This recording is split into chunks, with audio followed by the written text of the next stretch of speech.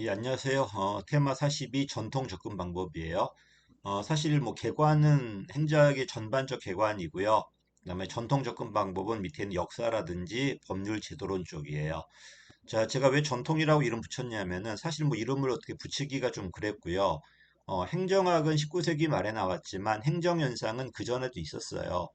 이러니까 행정현상에 대한 연구는 있었겠죠. 처음에는 행정학이 정치학에 있었고 정치학은 역사가 안에 있었기 때문에 이게 역사처럼 연구되었어요. 그치? 행정학이 있기 전에. 두 번째는 이제는 가장 바람직한 민주제도라든지 정치 제도를 만들어야 될 거 아니야. 그지? 이러다 보니까 전 세계 제도를 있는 그대로 기술한다든지 또는 바람직한 제도를 설계하려고 그랬거든요. 또 이런 제도들은 대개 법에 규정되다 보니까 합쳐갖고 법률 제도론이라고 그래요. 사실 약간 다른데 법률은 규범적인 제도, 가장 바람직한 제도를 설계하는 거고 이 제도론 안에는 가장 바람직한 제도를 설계하는 것도 있지만 있는 그대로 제도, 영국의 제도, 뭐 프랑스 제도 이런 걸 그대로 기술하는 것도 있거든요. 이런 것도 있었는데 근데 되게 공적 제도는 법에 규정돼 있다 보니까 합쳐서 법률 제도론이라고 그래요. 이게 되게 우리 구제도론으로 많이 배워요. 얘는 시험에 많이 나오진 않지만 뒤에 나올 행태론이라든지 생태론이라든지 체제론 또는 신제도론이라든지 이런 것의 이론적 배경이 되니까 좀 봐둬야 됩니다. 자, 어쨌든 행정학은 제일 먼저 역사로 시작했어요. 역사라는 건 과거를 기술해 보겠다는 거야. 과거를. 우리의 지금의 모든 현상은 지금 만들어진 게 아니라 과거로부터 누적돼 갖고 내려왔다는 거죠. 종단 분석이 돼요. 그래서 내 생각은 지금 주어진 게 아니라 과거에 형성된 이런 문화라든지 전통으로부터 만들어졌기 때문에 인간 정신은 역사적이다. 그다음에 동네마다 문화가 다 다르죠. 역사 다 다를 거니까 절대적 지식이 아니라 상대적이다. 그래서 객관적 자연과학에 관한 지식은 과학이 맞겠지만 이런 사회현상에 대해서는 오히려 역사 접근법이 맞다는 겁니다.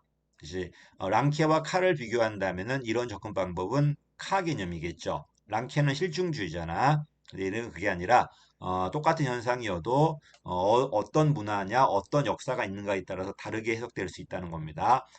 자, 이러니까 사례연구가 될 수밖에 없을 거고요. 어떤 현상이 있다는 것은 거슬러 올라가 봐야 되는 거야. 왜 이런 현상이 나왔는가에 대한 기원으로 올라간다고 해서 발생론적 방식이라고 그래요. 우리가 왜 과거를 배울까요? 현재와 과거는 연결돼 있으니까.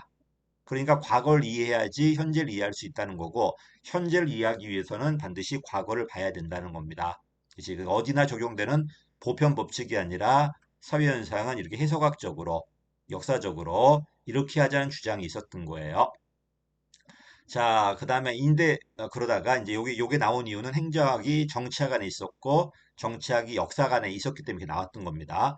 우리 국사 공부하시다 보면 정치사 있잖아. 정치사 안에 이후의 병영공이라는 관료사가 있거든요. 예, 그거하고 똑같아요. 자, 그러다가 이제 미국이 이제 근대가 되면서 이제 가장 바람직한 제도를 설계해요. 특히 미국은 민주주의다 보니까 민주적인 정치 제도라든지 이런 제도를, 행정 제도를 설계하는 겁니다. 됐지?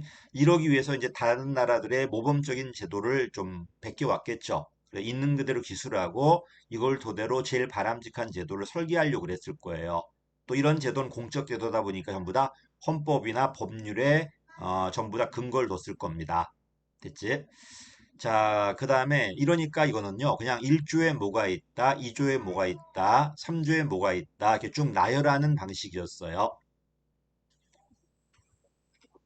그래서 이제 가장 바람직한 법률이라든지 이제 헌법 이런 제도를 그대로 이제 기술했죠. 1조에 뭐가 있다, 2조에 뭐가 있다. 그래서 공식 제도에 법에 규정된 제도의 정태적 기술이라고 그래요.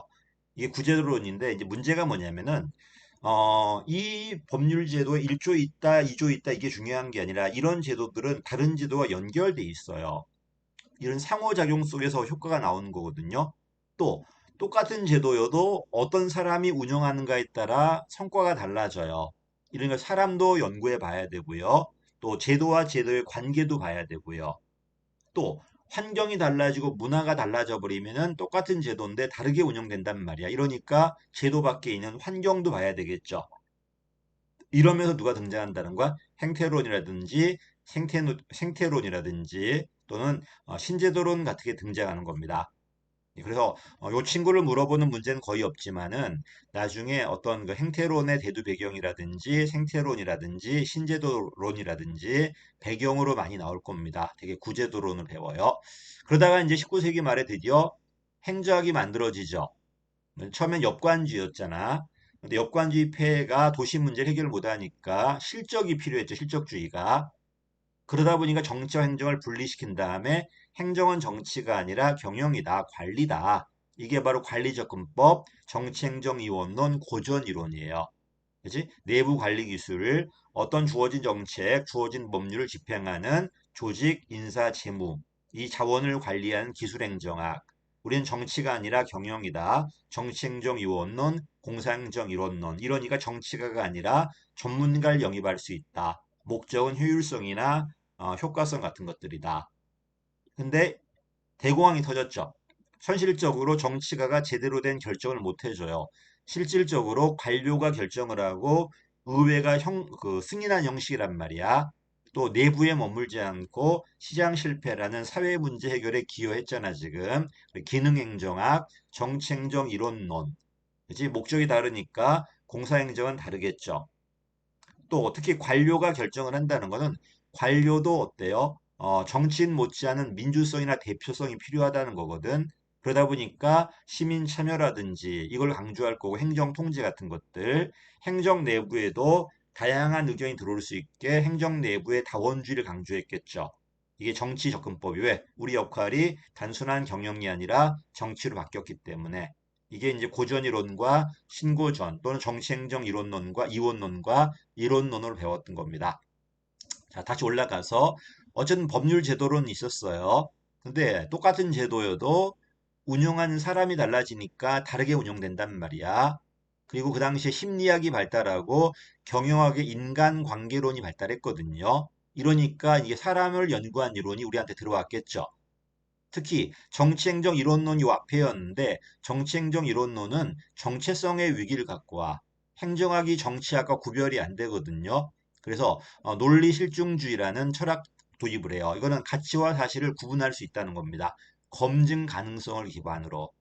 검증이 되면 사실, 검증이 되지 않으면 가치거든요. 그래, 행정은 결정을 하지만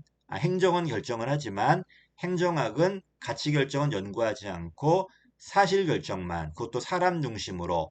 그래서 등장했던 게 40년대 행태론이에요. 똑같은 시대에 미국은 자기의 민주적인 정치제도와 행정제도를 후진국에 심어요. 아프리카, 아시아, 남미 막 심는데 다 실패합니다. 저쪽에 이제 거의 서구는 성공을 해요. 프랑스라 이런 데 성공을 하지만 우리 다 실패하죠. 그럼 왜 실패했나 연구해 보니까 이 제도의 문제가 아니라 환경의 문제예요. 아무리 좋은 정치 행정제도 심어도 우리나라 그 당시에 정치 문화라든지 행정 문화가 이런 제도를 뒷받침 못했겠죠. 실패했으니까 이제 뭘 연구해 봐야 돼? 제도를 연구하는 게 아니라 환경을 연구해. 일본의 환경 기술하고 한국, 그다음에 이런 후진국의 환경을 쭉 기술한 이론이 나타나니 이게 생태론입니다. 그 생태론은 주로 후진국의 환경을 연구했던 거예요. 근데 문제가 뭐냐면 생태론은요. 그러면 개별적으로 일본의 환경이 뭐다, 미국의 환경이 뭐다, 환경만 나열되는 거지. 이걸 통해서 어떤 이론이 만들어지는 게 아니거든요.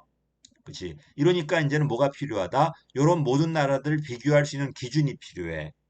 생명체에 많은 생명체가 있잖아. 크게 동물, 식물. 동물 안에도 뭐 포유류, 파충류, 뭐 어류, 조류 되게 많잖아요. 그치? 그러나 다 구조는 달라요. 구조는 다르지만 생명체니까 호흡을 해야 되고, 소화를 해야 되고, 순환해야 되고, 번식을 해야 되거든요. 이런 기능 가지고, 구조는 다르지만 기능을 가지고 비교할 수 있거든요. 이 아이디어를 그대로 사회에 집어넣는 거야. 고대 사회든 근대 사회든 중세 사회든 현대 사회든 사회야. 형태는 다 달라. 하나는 왕정이고 하나는 민주정이고 형태는 다 다르지만 그래도 사회이기 때문에 사회가 생존하기 위해서는 경제 활동을 해야 되고 그다음에 합의라는 정치 활동도 해야 되고 문화도 있어야 되고요. 그지? 그다음에 이제 질서 유지도 있어야 된단 말이야. 그지? 이런 사회를 하나의 체제로 놓고 보고 이 구성 요소를 가른 다음에 이 구성 요소가 필수적으로 해야 될 기능들이 있어. 그게 바로 이따 볼 정목 토경이야. 적응 기능, 목표 달성 기능, 형상 유지 기능, 통합 기능 이런 것들. 그지? 원래 생물학 이론인데 생물학 아이디어를 그대로 도입해가지고 사회 현상을 설명해요. 여러분이 국사 시간에 배운 분류사들이야. 문화사, 정치사 이게 비교하는 거잖아. 이게 있으니까 고구려 문화, 백제 문화, 신라 문화, 고려 문화, 조선 문화를 비교할 수 있잖아요. 요 아이디어를 그대로 갖고 들어와서 만든 게 뭐냐면 비교행정론이야. 그래서 비교행정론은 후진국의 환경을 연구했던 생태론에다가 그 다음에 세상을 비교할 수 있는 기준을 만들어줬던 체제론의 아이디어가 합쳐지면은 비교행정론이 돼요. 근데 이 세 개의 공통점은 환경이 더 중요해요. 행정의 능동성보다는 환경이 더 중요하거든요. 근데 그 당시에 우리나라 환경이 별로 좋지 않았단 말이에요. 그러다 보니까 우리나라 발전이 비관적이었어. 그래서 행정주도로 경제 발전하는 발전행정론이 등장했던 겁니다.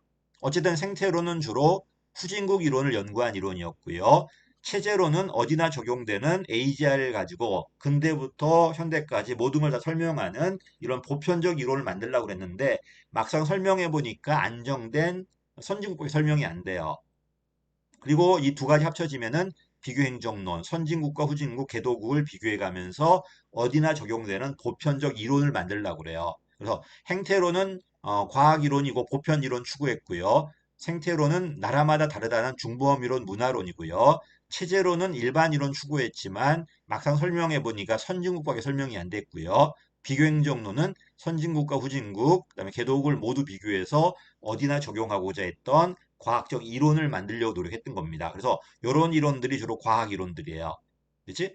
근데 이제 60년대 가면 문제가 터집니다. 자, 미국은 흑인과 백인의 빈부 갈등이었어. 이러니까 복지 정책을 위한 누가 등장한다? 신행정론이 등장해요. 행태론과 대비되죠. 주관 철학이 근거가 될 거고요. 뭐 비판 철학이라든지 현상학이라든지. 그 당시 우리는 경제 발전의 문제였거든요.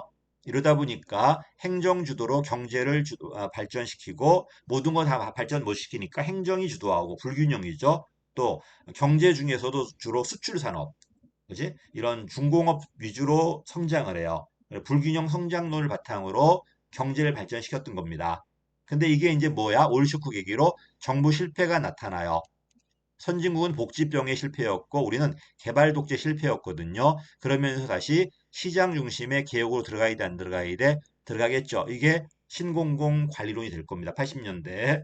영국이 제일 먼저였고 90년대 초반에 미국, 90년 후반에 한국에 들어와요. 그 근거가 일명 신자유주의 경제학들, 공공선택론이라든지 이런 이론들, 이런 이론들 전부 다 관료지를 비판해요. 그렇지. 자, 그 다음에 이 신공고 관리가 문제가 있다 보니까 누가 등장한다? 시민 참여 강조한 뉴거버넌스나 신공공 서비스론 같은 게 등장할 겁니다. 됐지? 여기는 담론 이론이라든지 포스 모더니즘이라든지 이런 다양성 이론이 근거가 될 거예요. 우리가 앞으로 쭉 볼 겁니다. 그래서 어떻게 흘러가 들어가는지에 대한 개관을 잡으신 다음에 이제 하나씩 보면 돼요. 자, 역사 접근법의 키워드는 거시적이라는 거야. 왜? 여기를 보기 위해선 전체를 다 봐야 되니까. 그 다음 종단 분석이야. 이게 기원으로 거슬러 올라가 볼 거니까. 시간을 놓고 쭉 내려가는 거잖아, 지금. 종단 분석이고, 카견해라고 생각하셔야 돼요. 랑케 쪽이 아니고요. 랑케는 실증주의 역사학이잖아요. 그게 아니라 동네마다 그 의미는 다 다르다. 해석학이다. 이렇게 설명할 거고요. 법률제도론의 중요한 포인트는 이거는 예가 시험에 나오는 게 아니라 뭐가 나온다? 뒤에 나올 행태론, 그다음에 생태론, 신제도론에 대한 어떤 대두 배경으로 많이 논할 겁니다. 그 다음에 관리와 정치는 우리가 봤던 정치행정 이원론과 이론론, 행정을 경영으로 볼 것인가, 아니면 결정을 하는 정치로 볼 것인가.